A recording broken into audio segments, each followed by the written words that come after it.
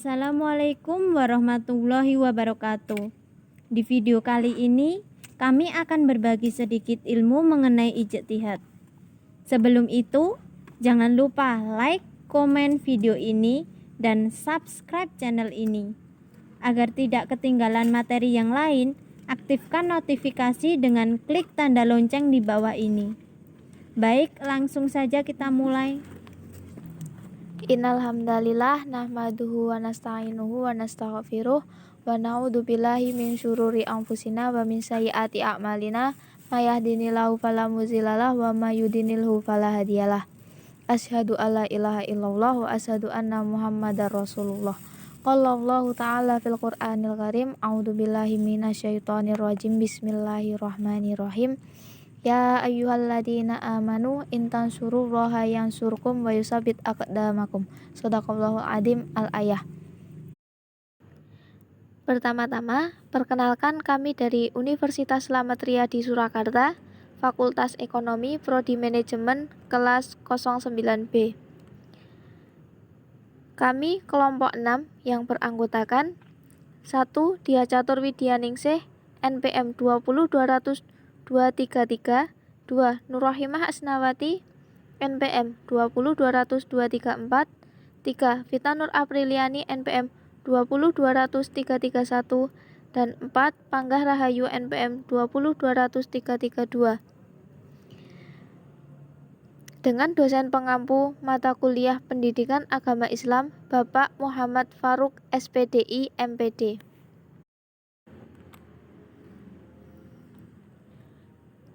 Materi yang akan kita sampaikan pada presentasi kali ini, yang pertama, pengertian ijtihad, 2. Syarat ijtihad atau mujtahid, dan yang ketiga, macam-macam ijtihad, yaitu ijma', qiyas, istihsan, dan maslahah mursalah.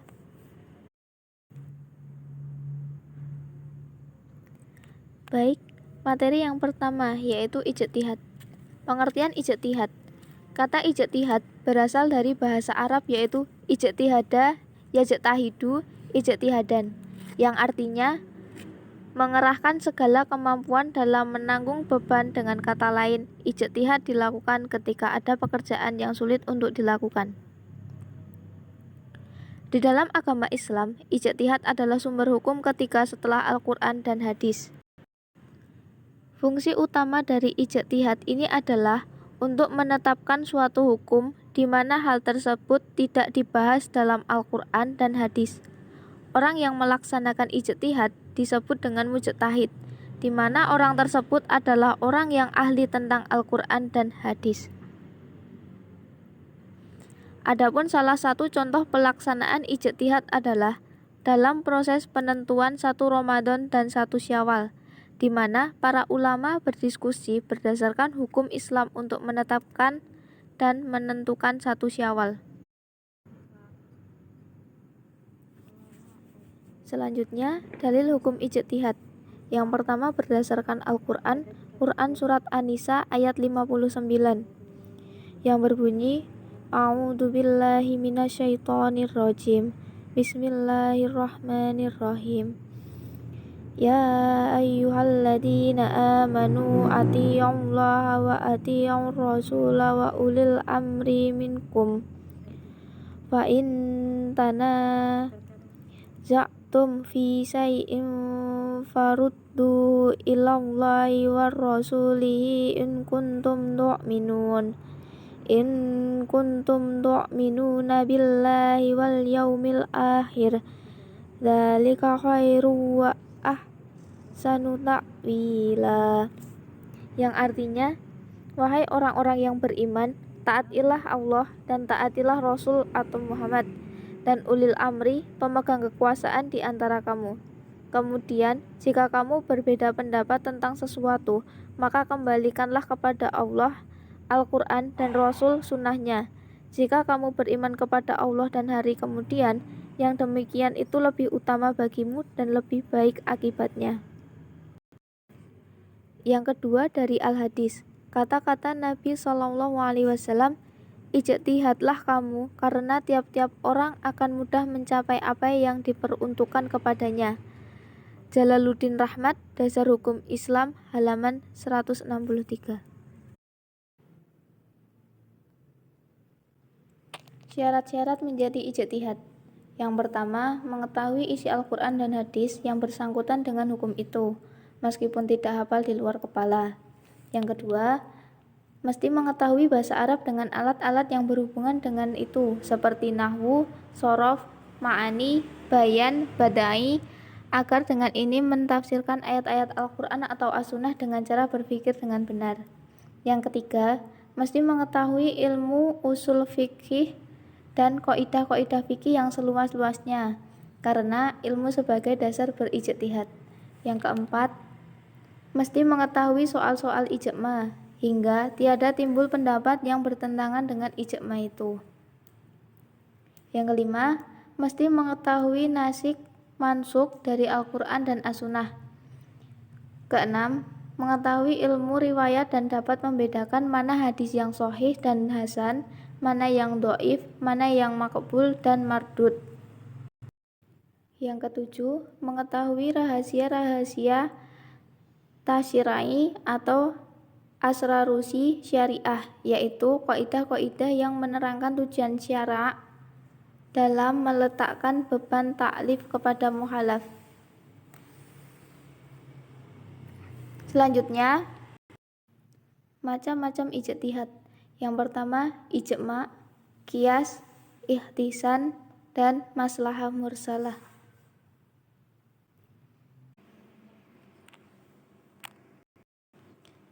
Yang pertama macam ijtihad yaitu ijma.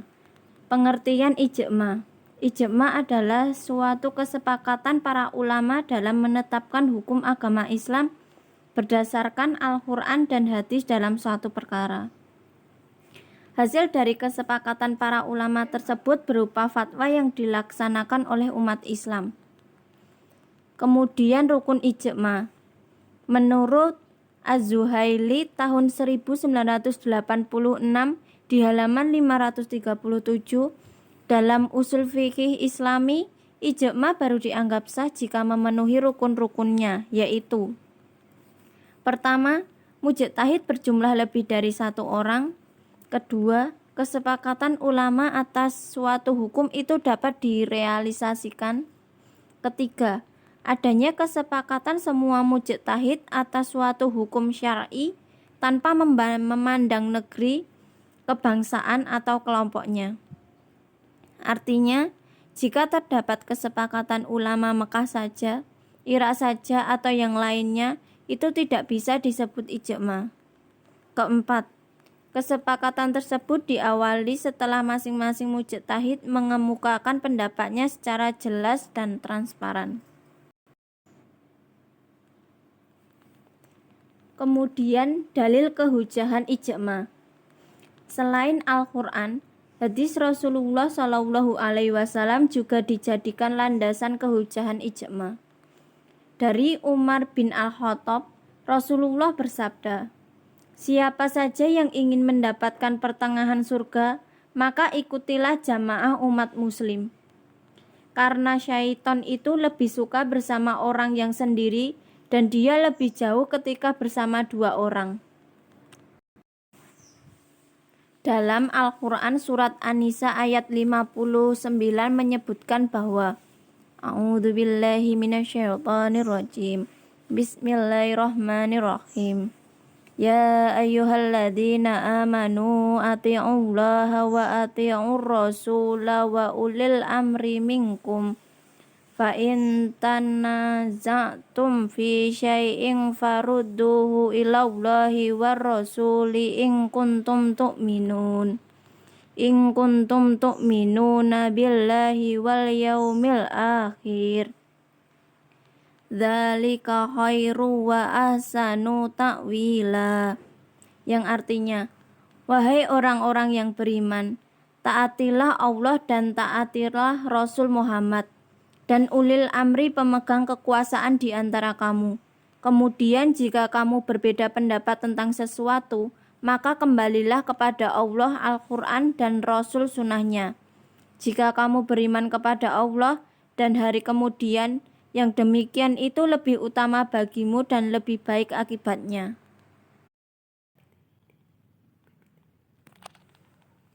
Yang kedua yaitu kias. Pengertian kias adalah suatu penetapan hukum terhadap masalah baru yang belum pernah ada sebelumnya, namun mempunyai kesamaan, manfaat, sebab, bahaya dengan masalah lain, sehingga ditetapkan hukum yang sama. Dalil kehujahan kias. Pada Al-Quran, Allah Subhanahu wa Ta'ala berfirman pada Quran Surat An-Nisa ayat 59 yang artinya, "Hai orang-orang yang beriman, taatlah kepada Allah dan Rasul-Nya dan ulil amri kamu. Kemudian jika kamu berbeda pendapat tentang sesuatu, maka kembalikanlah ia kepada Allah dan Rasul.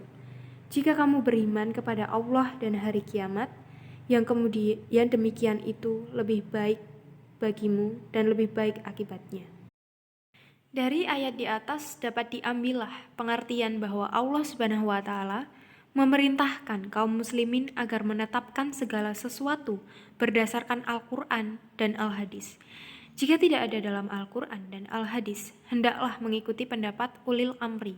Jika tidak ada pendapat ulil amri, boleh menetapkan hukum dengan mengembalikannya kepada Al-Quran dan Al-Hadis, yaitu dengan menghubungkan atau memperbandingkannya dengan yang terdapat dalam Al-Quran dan Al-Hadis. Dalam hal ini, banyak cara yang dapat dilakukan, diantaranya dengan melakukan kias. Yang kedua, yaitu Al-Hadis. Setelah Rasulullah Shallallahu Alaihi Wasallam melantik Muadz bin Jabal sebagai gubernur Yaman, beliau bertanya kepadanya, "Bagaimana cara kamu menetapkan hukum apabila dikemukakan suatu peristiwa kepadamu?" Muadz menjawab, "Akan aku tetapkan berdasar Al-Quran. Jika engkau tidak memperbolehnya dalam Al-Quran," Muadz berkata, "akan aku tetapkan dengan sunnah Rasulullah." "Jika engkau tidak memperoleh dalam sunnah Rasulullah," Muadz menjawab, "aku akan berijtihad dengan menggunakan akalku dengan berusaha sungguh-sungguh." Muadz berkata, lalu Rasulullah menepuk dadanya dan berkata, "Segala puji bagi Allah yang telah memberi petunjuk petugas yang diangkat Rasulullah, karena ia berbuat sesuai dengan yang diridhoi Allah dan Rasul-Nya." Hadis riwayat Ahmad, Abu Daud, dan At-Tirmizi. Dari hadis ini dapat dipahami bahwa seorang boleh melakukan ijtihad dalam menetapkan hukum suatu peristiwa jika tidak menemukan ayat-ayat Al-Quran dan Al-Hadis yang dapat dijadikan sebagai dasarnya. Banyak cara yang dapat dilakukan dalam berijtihad itu. Salah satu di antaranya ialah menggunakan kias. Rukun kias. Yang pertama yaitu asl, pokok, yaitu suatu peristiwa yang sudah ada nasnya yang dijadikan tempat mengkiaskan ini berdasarkan pengertian asl menurut fuqaha. Sedangkan asl menurut hukum teolog adalah suatu nas syara yang menunjukkan ketentuan hukum, dengan kata lain, suatu nas yang menjadi dasar hukum. Asl itu disebut juga makish alaih yang dijadikan tempat mengkiaskan, mahmul alaih, tempat membandingkan, atau masyabah bin, tempat menyerupakan. Menurut sebagian besar ulama fikih, sumber hukum yang dipergunakan sebagai dasar kias harus berupa nas, baik nas Al-Quran, atau hadis, atau ijma. Jadi tidak boleh mengkiaskan sesuatu dengan hukum yang ditetapkan dengan kias. Yang kedua yaitu al-hukum. Al-hukum adalah hukum ketetapan nas, baik Al-Quran maupun hadis, atau ketetapan ijma bagi orang yang menganggapnya sebagai sumber hukum asal yang hendak ditransfer pada kasus-kasus hukum baru karena adanya unsur persamaan. Yang ketiga yaitu far'u. Far'u adalah objek yang akan ditentukan hukumnya, yang tidak ada nas atau ijma yang tegas dalam menentukan hukumnya. Al-far'u ialah kasus yang hendak diketahui hukumnya melalui kias terhadap hukum asalnya. Yang keempat yaitu ilat. Ilat adalah pokok yang menjadi landasan kias. Imam Fakhrul Islam Al-Bazawi telah menegaskan bahwa ilat merupakan rukun kias dan landasan dari bangunan kias. Sebagian ulama mendefinisikan ilat sebagai suatu sifat lahir yang menetapkan dan sesuai dengan hukum. Materi selanjutnya yaitu macam-macam kias. Yang pertama, dilihat dari segi persamaan cabang kepada pokok dibagi menjadi dua macam, yaitu yang pertama kias makna. Ialah kias yang cabangnya hanya disandarkan kepada pokok yang satu. Hal ini dikarenakan makna dan tujuan hukum cabang sudah cukup dalam kandungan hukum pokoknya. Oleh karena itu, korelasi antara keduanya sangat jelas dan tegas. Misalnya, mengkiaskan memukul orang tua kepada perkataan seperti yang telah dijelaskan sebelumnya. Yang kedua yaitu kias sibhi. Ialah kias yang farah dapat dikiaskan kepada dua ashal atau lebih, tetapi diambil asal yang lebih banyak persamaannya dengan farah. Seperti hukum merusak budak dapat dikiaskan kepada hukum merusak orang merdeka, karena kedua-duanya adalah manusia. Tetapi dapat pula dikiaskan kepada harta benda, karena sama-sama merupakan hak milik. Dalam hal ini, budak dikiaskan kepada harta benda karena lebih banyak persamaannya dibanding dengan dikiaskan kepada orang lain. Sebagaimana harta budak dapat diperjualbelikan, diberikan kepada orang lain, diwariskan, diwakafkan, dan sebagainya. B. Dilihat dari segi kejelasan ilat yang terdapat pada hukum dibagi menjadi dua macam. Yang pertama yaitu kias al-jali, kias yang ilatnya ditetapkan oleh nash bersamaan dengan hukum asl atau nash tidak menetapkan ilatnya, tetapi dipastikan bahwa tidak ada pengaruh terhadap perbedaan antara nash dengan furu. Contoh, mengkiaskan budak perempuan dengan budak laki-laki. Kias jali dibagi lagi menjadi tiga macam, yaitu kias yang ilatnya ditunjuk dengan kata-kata, seperti memabukkan, adalah ilat larangan meminum khamar yang sudah ada nasnya, kias aulawi dan kias musawi. Yang kedua yaitu kias al-kafi, kias yang ilatnya tidak terdapat dalam nash. Contoh, mengkiaskan pembunuhan menggunakan bahan berat dengan pembunuhan menggunakan benda tajam. Yang ketiga yaitu ditilik dari segi kekuatan ilat yang terdapat pada furu dibanding dengan yang terdapat pada asl. Kias dibagi menjadi tiga macam, yaitu kias al-aulawi, yaitu suatu ilat hukum yang diberikan pada asl lebih kuat diberikan pada furu, seperti yang terdapat pada Quran surat Al-Isra ayat 23, yaitu memukul orang tua dikiaskan dengan menyakiti hati orang tua. Yang kedua yaitu kias al-musawi, yaitu suatu kias yang ilatnya yang mewajibkan hukum atau mengkiaskan sesuatu pada sesuatu yang keduanya bersamaan dalam keputusan menerima hukum tersebut. Contoh, menjual harta anak yatim dikiaskan dengan memakan harta anak yatim. Yang ketiga yaitu kias al-adna, yaitu mengkiaskan sesuatu yang kurang kuat menerima hukum yang diberikan pada sesuatu yang memang patut menerima hukum itu. Contoh, mengkiaskan jual beli apel pada gandum merupakan riba fadl. Materi selanjutnya beberapa contoh tentang kias sebagai berikut. Berdasarkan surah Al-Jumu'ah ayat 9, jual beli dilarang pada waktu sudah dikumandangkan azan pada hari Jumat, karena jual beli itu bisa mengalahkan sholatnya. Hanya saja larangan ini tidak sampai ke tingkatan haram, tetapi makruh. Demikian pula semua kegiatan bisnis dan non-bisnis dikiaskan hukumnya dengan jual beli, karena sama-sama bisa melengahkan sholat. Dalam surah Al-Maidah ayat 90, terdapat larangan keras minum khamar. Khamar minuman keras yang dibuat dari anggur, mengapa dilarang? Dan bagaimana bila minuman keras itu dibuat dari bahan lainnya, seperti dari beras ketan, ketela, dan sebagainya? Dalam hal ini kita perlu meneliti ilat hukumnya, sebab adanya larangan keras minuman itu ialah karena bisa memabukkan dan dapat merusak syaraf otak atau akal. Sudah tentu unsur memabukkan itu terdapat di semua minuman keras. Karena itu dengan kias, semua jenis minuman keras diharamkan.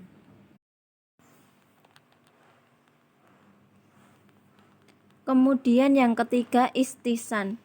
Pengertian istihsan. Istihsan adalah suatu tindakan meninggalkan satu hukum kepada hukum lainnya karena adanya dalil syara' yang mengharuskannya. Dasar hukum istihsan sebagai berikut. Para ulama yang memakai istihsan mengambil dalil dari Al-Quran dan Sunnah yang menyebutkan kata istihsan dalam pengertian denotatif atau lafal yang seakar dengan istihsan, seperti firman Allah Subhanahu wa Ta'ala dalam Al-Quran. A'udzubillahi minasyaitonirrajim. Bismillahirrahmanirrahim. Alladzina yastami'unal qawla fayattabi'una ahsanah. Ulaika alladzina hadahumullah wa ulaika hum ulul albab. Yang artinya, yang mendengarkan perkataan lalu mengikuti apa yang paling baik di antaranya. Mereka itulah orang-orang yang telah diberi Allah petunjuk, dan mereka itulah orang-orang yang mempunyai akal. Quran Surat Az-Zumar ayat 18. Ayat ini menurut mereka menegaskan bahwa pujian Allah Subhanahu wa Ta'ala bagi hambanya yang memilih dan mengikuti perkataan yang terbaik. Dan pujian tentu tidak ditujukan kecuali untuk sesuatu yang disyariatkan oleh Allah Subhanahu wa Ta'ala. Dari definisi istihsan menurut syara', jelaslah bahwasannya istihsan ada dua macam, yaitu yang pertama, pentarjihan hias hafi atau yang tersembunyi atas hias jail atau nyata karena adanya suatu dalil. Contohnya, fuqaha Hanawiyah menyebutkan bahwasannya sisa minuman binatang buas seperti burung nasar, burung gagak, burung elang, burung raja wali adalah suci berdasarkan istihsan dan najis berdasarkan hias. Segi penghiasannya ialah bahwasannya ia merupakan sisa minuman binatang yang dagingnya haram dimakan. Sebagaimana sisa minuman buas seperti harimau, macan tutul, singa, dan serigala. Hukum sisa makanan binatang mengikuti hukuman dagingnya. Sedangkan segi istihsannya adalah bahwasannya jenis burung yang buas meskipun dagingnya diharamkan, hanya saja air liurnya yang keluar dari dagingnya tidaklah bercampur dengan sisa minumannya, karena ia meminum dengan paruhnya, padahal paruh tersebut termasuk dalam tulang yang suci. Adapun binatang buas, maka ia minum dengan lidahnya yang bercampur dengan air liurnya. Oleh karena inilah sisa minumannya najis. Dari contoh tersebut, terdapat pertentangan pada suatu kasus antara dua kias.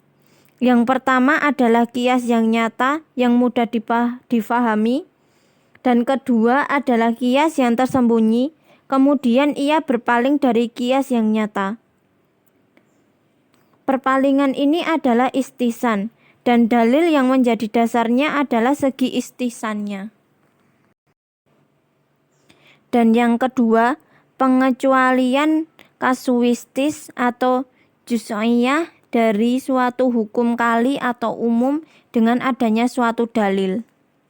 Contohnya, syar'i atau pembuat hukum yaitu Allah melarang terhadap jual beli benda yang tidak ada, namun dia memberikan kemurahan secara istihsan kepada salam atau pemesan. Sewa menyewa, muzara'ah atau akad bagi hasil penggarapan tanah, musakhot atau ahad bagi hasil penyiraman tanaman, istihna atau ahad jasa pengerjaan sesuatu. Semuanya itu adalah ahad berlangsung. Segi istihsannya adalah kebutuhan manusia dan kebiasaan mereka. Pada contoh di atas, ada pengecualian kasus dari hukum kuli atau umum karena ada dalil. Inilah yang menurut istilah disebut dengan istihsan.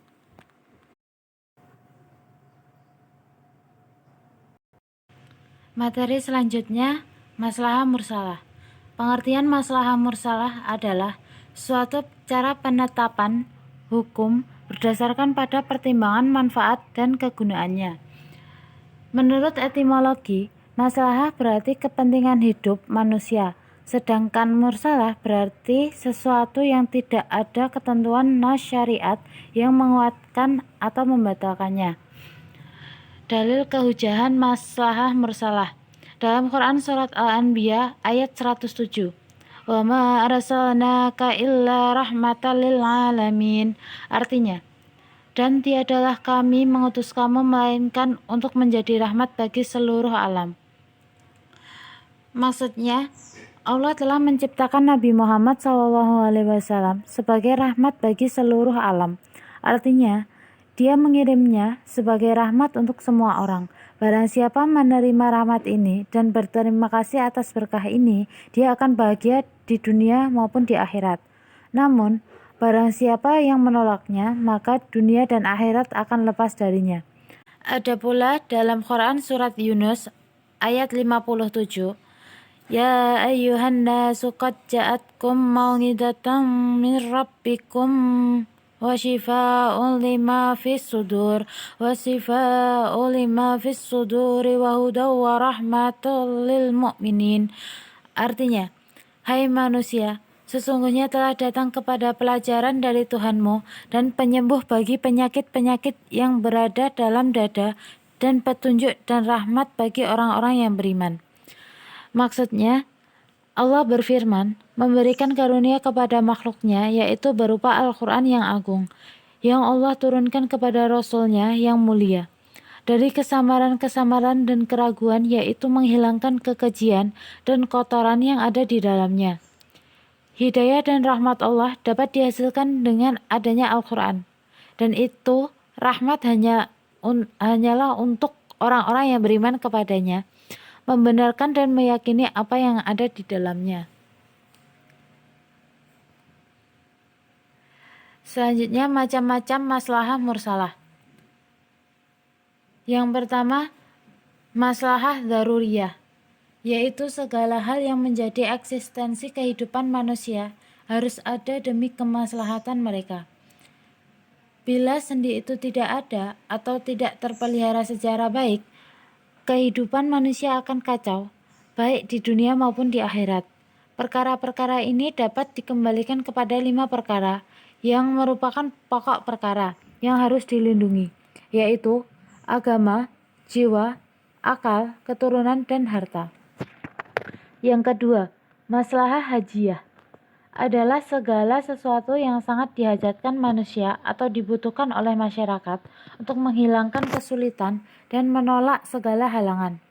Dalam hal ibadah, Islam memberikan rukhsah atau keringanan bila seorang mu'alaf mengalami kesulitan dalam menjalankan suatu kewajiban ibadahnya. Misalnya, diperbolehkan seseorang tidak berpuasa dalam bulan Ramadan ketika sedang sakit atau sedang dalam perjalanan jauh. Misal lain, diperbolehkannya seseorang mengqashar salat bila ia sedang dalam berpergian jauh. Yang ketiga, maslahah tahsiniyah ialah mempergunakan semua yang layak dan pantas yang dibenarkan oleh adat kebiasaan yang baik dan dicakup oleh bagian mahasinul akhlak. Tahsiniyah juga masuk dalam lapangan bidang ibadah, adat, dan muamalah. Selanjutnya, syarat-syarat maslahah mursalah. Yang pertama, masalah itu bersifat esensial atau mendasar, atas dasar penelitian, observasi, serta melalui analisis dan pembahasan yang mendalam, sehingga penetapan hukum terhadap masalah tersebut benar-benar memberi manfaat dan menghindari mudarat. Yang kedua, masalah itu bersifat umum, bukan berkepentingan perseorangan, tetapi bermanfaat untuk orang banyak. Yang ketiga, masalah itu tidak bertentangan dengan nas Al-Quran dan memenuhi kepentingan hidup manusia serta menghindarinya dari kesulitan.